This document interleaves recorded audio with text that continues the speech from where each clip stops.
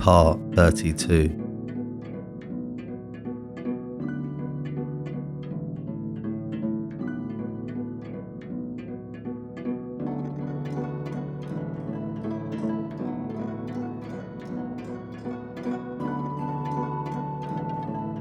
Body protection is necessary for us to demonstrate this movement and most others you see in this series, as it will hurt the other person, even doing it gently.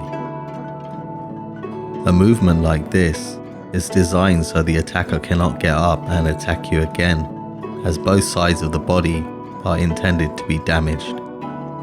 Here I'm intentionally not projecting my elbow into him, thinking of his safety first.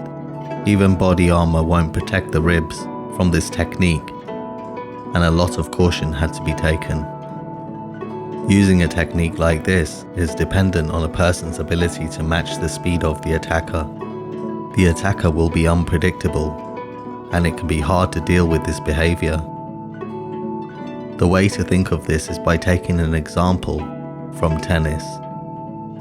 When the ball is coming towards you at speed, you must swing the racket at the matching speed to make contact at the right time and angle, or you will miss.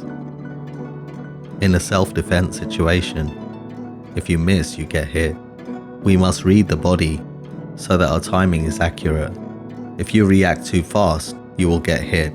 If you react too slow, you'll be hit twice, which could leave you unconscious. Who knows what will happen then? The way this is done is by grabbing the arm that's coming towards you. You see me here step in towards him as I do. One thing to know is that it's important never to forget to keep a safe distance between their elbow and your face. These movements work so fast. It's easy to make this mistake.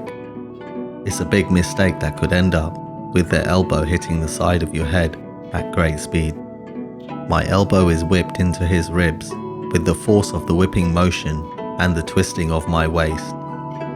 I immediately raise my arms as I release. It will almost every time give them the opportunity to hit again without thought, and before their body can send the signals to their brain, telling them of the broken bones in their ribs or the pain. This is not by accident. It's intended for an attacker to react like this. This is so it can be done all over again on the other side.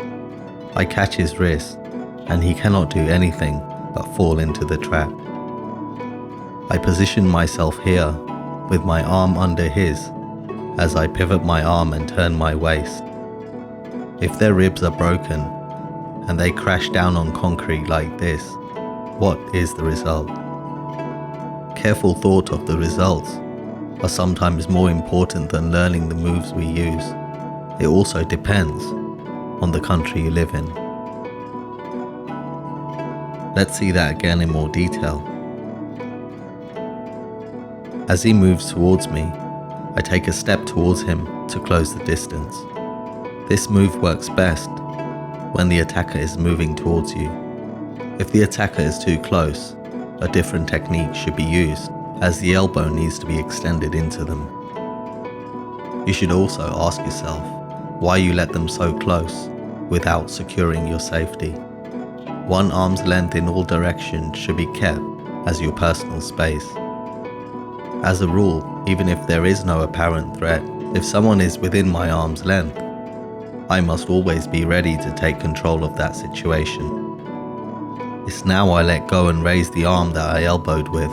This is to catch his other arm. It's a natural reaction for the attacker to either hit again or to raise the hand to protect themselves. So I catch it as I swap sides.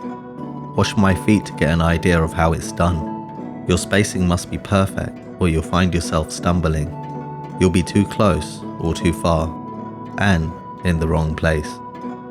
Notice here I'm stepping in as I'm preparing to hit.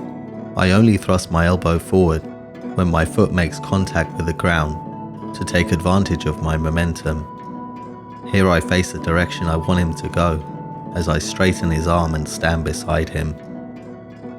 I haven't let go of his arm, and I use this as I pivot my arm to throw.